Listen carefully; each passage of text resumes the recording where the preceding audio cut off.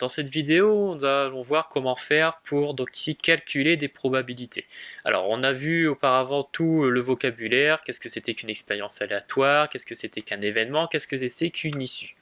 Alors pour ça, je vais partir d'un exemple, je vais prendre l'exemple de la roue du grand 1. Donc la roue, elle était divisée donc en 5 parties donc identiques. Donc dans ce premier exemple, on a donc une chance sur 5 d'obtenir chacun des numéros. Voilà, donc on va dire donc, que chaque issue a pour probabilité donc un cinquième. D'accord? Donc ici vous avez la probabilité, donc cette probabilité 1 cinquième, elle s'écrit sous forme de fraction. Elle peut également s'écrire sous la forme d'un nombre décimal, si ça tombe juste, ce qui est le cas ici, 1 divisé par 5, on arrive donc à 0,2, ou d'un pourcentage. Alors je ne vous le cache pas que nous et dans vos études futures, on va énormément plutôt utiliser donc la notation sous forme de fraction parce que c'est, on va dire, la façon la plus simple de trouver des probabilités. Et une seconde remarque, donc dans cet exemple, toutes les issues ont la même probabilité. On part d'une situation donc équiprobable.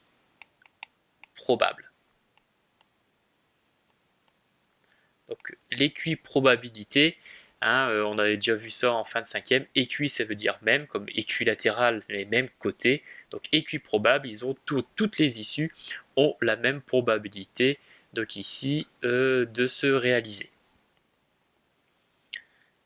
Et deux ici propriétés très importantes. Donc la probabilité d'une issue est donc comprise entre 0 et 1.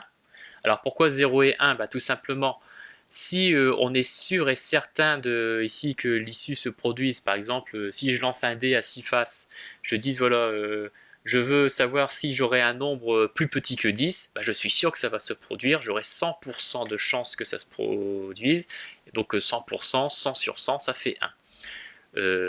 Donc au contraire, si on est sûr et certain que ça ne se produit pas, par exemple, obtenir un nombre négatif lorsqu'on lance un dé classique à 6 faces, voilà, j'ai 0 chance sur les 6, donc j'ai une probabilité de 0.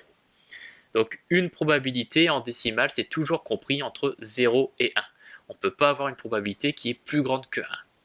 Et enfin, donc la somme des probabilités des issues d'une expérience aléatoire est égale, donc ici, à 1. C'est-à-dire que si vous additionnez toutes vos probabilités de toutes les issues, vous serez toujours égal à 1. Alors si on prend un exemple, je vais reprendre l'exemple avec la roue du grand 1.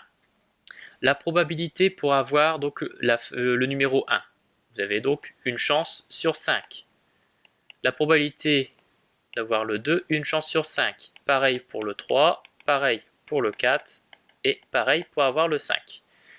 On a donc ici donc règle de calcul avec les fractions, donc 1 plus 1 plus 1 plus 1 plus 1, le tout sur 5, qui donne 5 sur 5, et 5 divisé par 5, ça fait bien 1. Donc on trouve bien donc une somme des probabilités de toutes les issues qui est forcément égale à 1. Alors ces propriétés sont très importantes ici pour vérifier vos résultats, notamment la première, mais surtout la deuxième, elle va nous permettre de calculer des probabilités lorsqu'on ne va pas être capable de dénombrer donc ici toutes les issues. On verra ça plutôt, on va dire, en troisième, mais on va aussi l'utiliser tout de suite après. Alors une propriété, je vous rappelle qu'on a vu des événements, on a aussi créé des événements, ici ce qu'on appelle des événements contraires. Par exemple, lorsque je lance une pièce en l'air, mon événement c'est obtenir pile, son contraire c'est obtenir face. Donc que soit A un événement et donc A bar l'événement contraire, donc la probabilité, donc P de A bar, la probabilité de l'événement A bar est égale, alors ici il y a une petite erreur, on va la remplacer, donc c'est bien 1 égale, donc P de A bar est égal à 1 moins la probabilité de A. C'est-à-dire qu'un événement, la probabilité d'un événement est égale à 1 moins la probabilité de son événement contraire. Donc la barre, je peux aussi écrire si vous voulez, P de A est égal à 1 moins P de A bar. C'est exactement la même façon, ça marche dans les deux sens. Alors on va prendre donc ici deux exemples. Donc soit l'événement M, obtenir pile, son événement contraire, donc et M bar, obtenir face.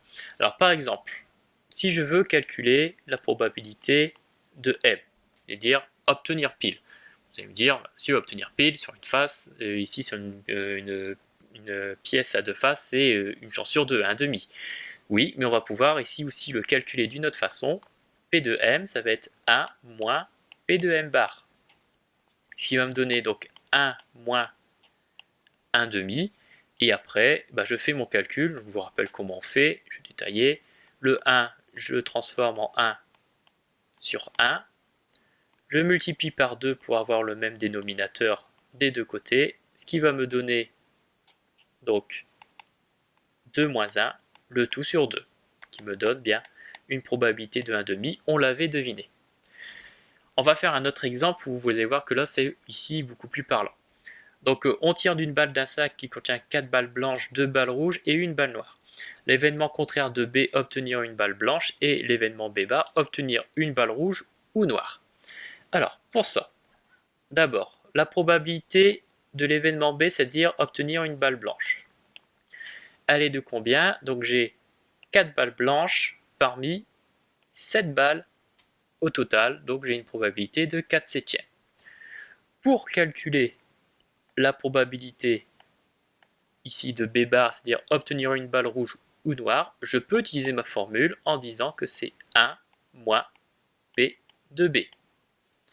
Ce qui va me donner 1 moins 4 septièmes, ce qui me donne, donc après calcul, je ne détaille pas, donc 7 moins 4, le tout sur 7, qui me fait 3 septièmes pour ici ma probabilité.